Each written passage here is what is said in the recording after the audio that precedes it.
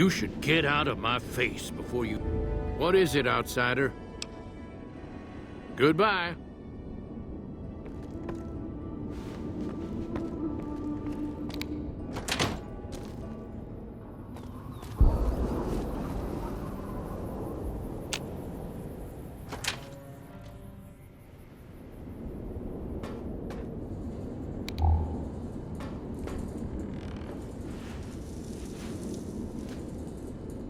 Hey there. Back for more? Like I said, I can never get enough scrap metal. Okay. Me? I work with Loyal. Mostly electronics work and robotics. Keeping the old technologies alive, right? Loyal's a great man, but he's getting on in years. So a younger's gotta learn everything he knows. That'd be me. The man knows how to fix and build just about everything that was ever made. It's not easy keeping up with him. If you help him recover the lady, I figure... Oh, I figure it's been a nice day. Yeah, a real nice day. Did I say that? Sometimes I just say stupid things. Sorry about that. Pearl will tell you when the time comes. I should really be going.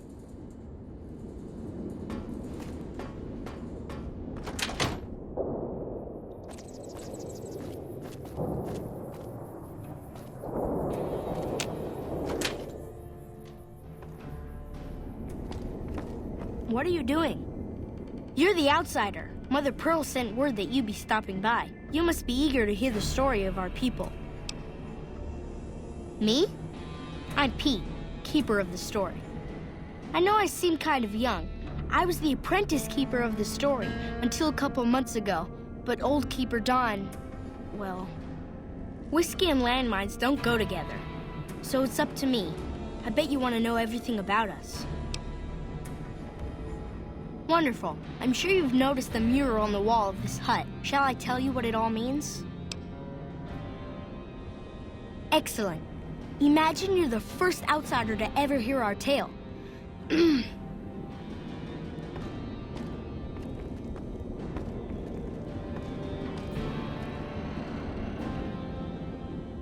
Ages ago, long before I was born, we lived underground. Everyone had guns, but the Overseer wouldn't let us explode anything.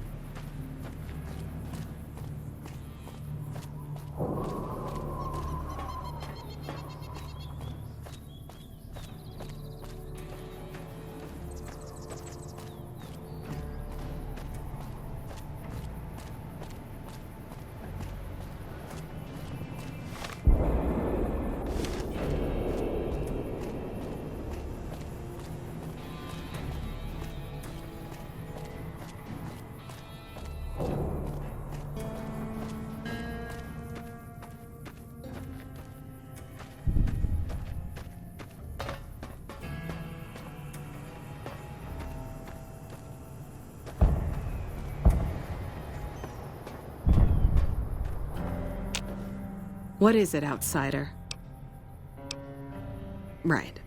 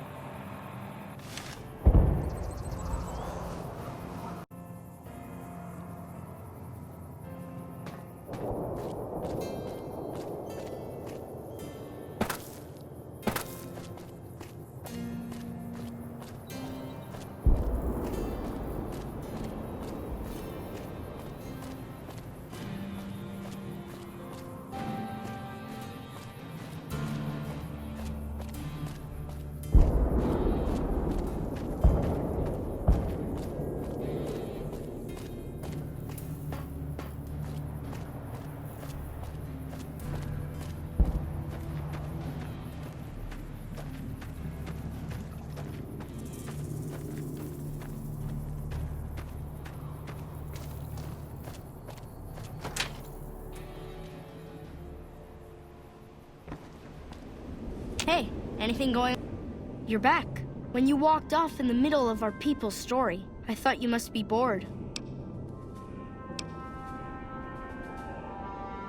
Gosh, there's a lot of folks. Argyle's our doctor. He could use help tending to any injured we got.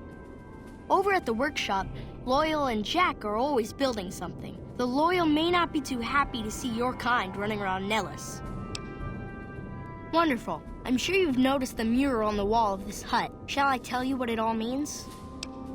Excellent. Imagine you're the first outsider to ever hear our tale.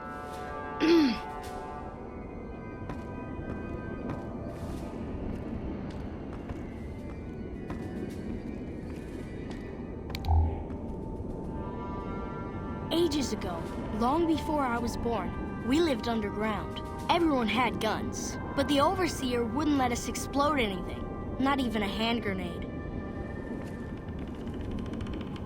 We left and wandered the wastes. There were savages with knives. We blew them up with frag mines and grenades, burned them with flamethrowers. It was neat, but there was a downside. For every 43.6 savages we killed, we lost one of our own. We needed a new home. We needed Nellis.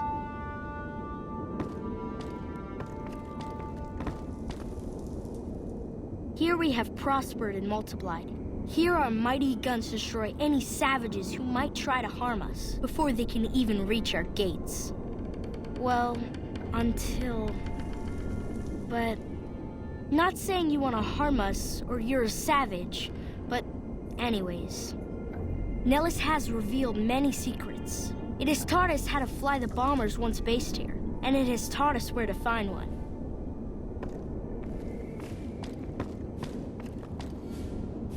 And that is our story so far. For this last image is our future. To restore the bomber, to fly the open skies in armored safety, raining high explosive ordnance upon ignorant savages. This is our destiny.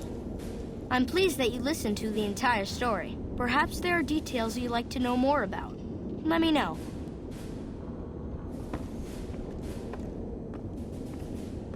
Now that you know the story of our people, you must have all sorts of questions.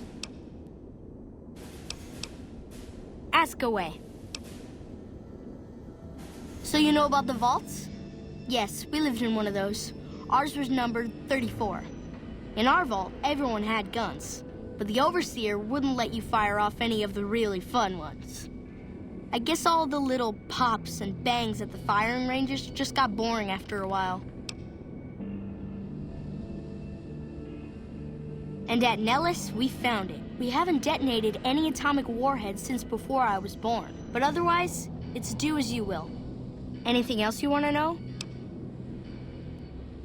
Several automatic warheads detonate here 100 years ago, leaving the base highly radioactive. The savages of the waste, ignoramuses, all avoided Nellis by habit. No. We just brought devices called Geiger counters with us from the vault. That's all. The radiation levels were safe. Anything else you want to know? Nellis is a completely self-sufficient community. We draw water from Lake Mead, solar arrays provide power, and we grow our own crops.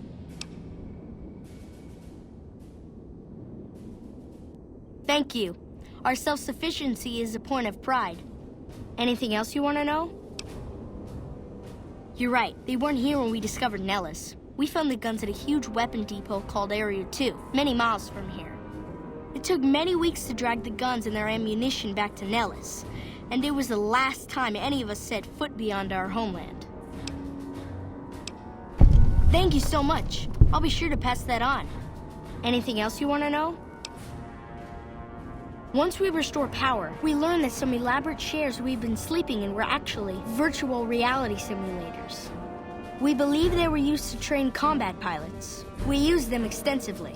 I alone have shot down over 500 Chinese Zion 85 fighters. Before you ask, I'm afraid there's no way you can be allowed to use the simulators. They're for our use only. Sorry.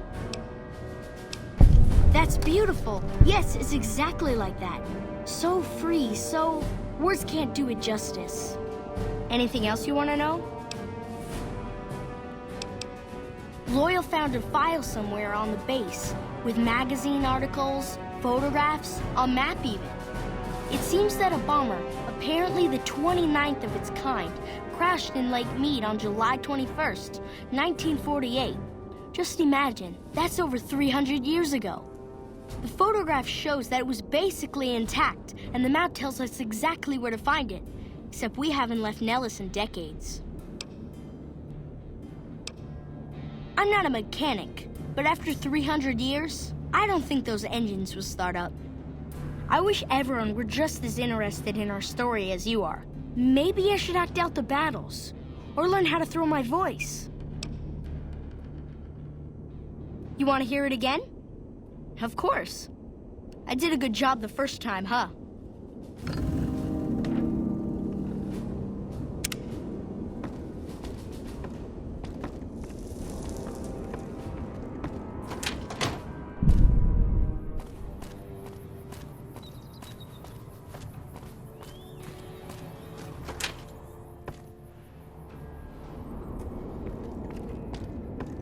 What is it, outsider? Goodbye.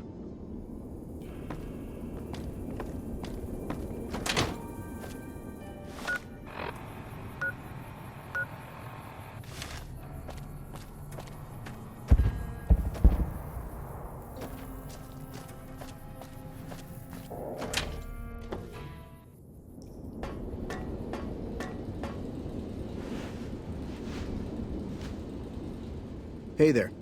Back for more? Don't get blown up.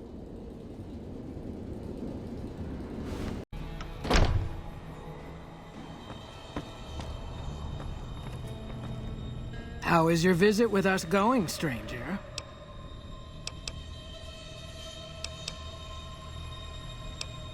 Each of the elders would appreciate assistance with various issues here in Nellis. Seek out Jack, Loyal, Raquel, and Argyle. They will guide you. Bye.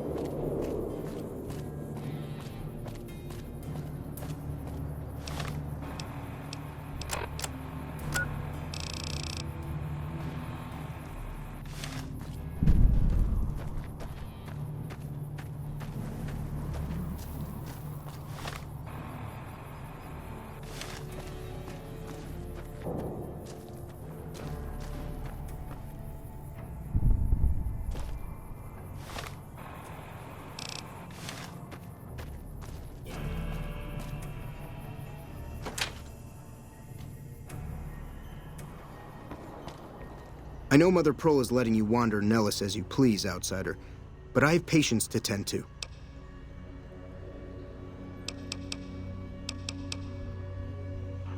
I have 3 patients here who were gravely injured fighting those giant ants in the generator building a few days ago. I've stabilized their wounds, but they're in bad shape. Do you have medical training?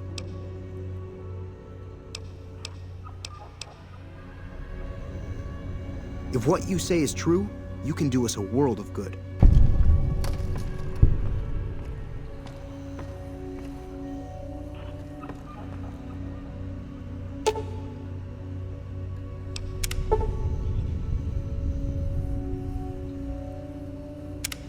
Excellent treatment. I hadn't thought of that.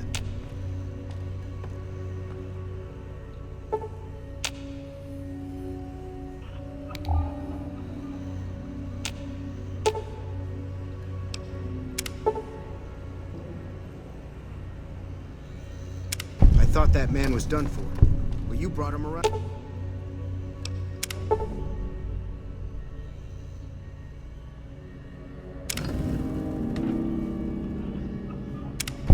know some fine doctoring.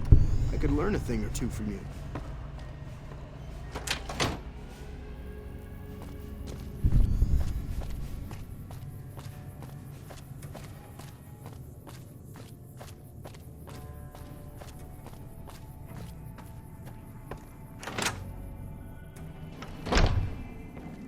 Really? You have done well to earn the trust of my people, child. I believe the time has come for you to show your value in full. The people have come to accept having you around. Find Loyal and ask him about our people's fondest dream. He will tell you what to do next.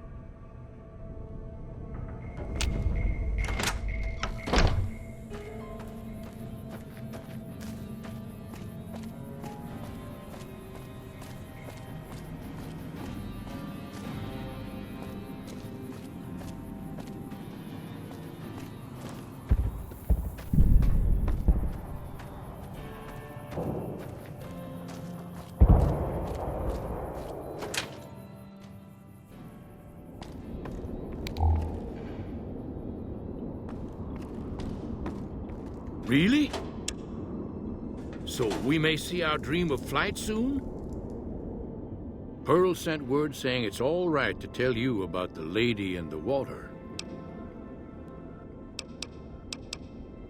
A long time ago, long before the war that killed just about everything that ever lived, a bomber crashed not far from here. A bomber was a flying contraption that could drop explosives down on anything it flew over. But anyway, moving on. This bomber crashed down in Lake Mead, pretty damn near intact. When we got to Nellis, see, I found this article in a magazine all about it. There was another B-29 around here, part of a museum. Couldn't fly, but had a lot of spare parts, see? Get where I'm going? Since I was a young man, I've dreamed of raising that lady from the lake and bringing her back to life. What do you say? It's at the bottom of Lake Mead. I'll mark its location on your Pip-Boy map. Simple. Attach deployable ballast to the plane and float it on up. Here is a remote detonator. Once the ballast is attached to the plane, just hit the detonator from the shore and let buoyancy handle the rest. Good. Here's the deployable ballast. Go find the plane, attach the ballast, and hit the button. Might try holding your breath. If that doesn't sound good enough, talk to Jack. He was working on a rebreather once.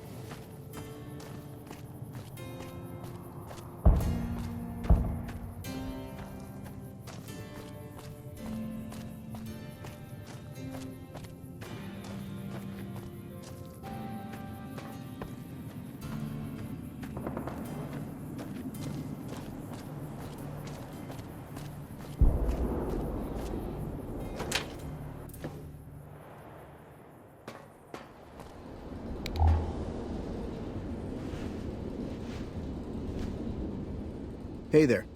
Back for more? I just need some parts from a pressure cooker to create a hermetic seal for the rebreather.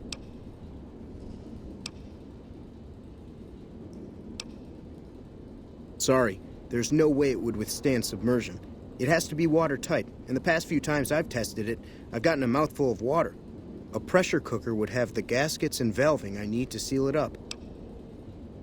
Great. That's all I need to get the rebreather to work right. I don't think you'd want to start breathing water halfway down. Have you found a pressure cooker so I can finish the rebreather? Okay, well, let me know when you do. See ya.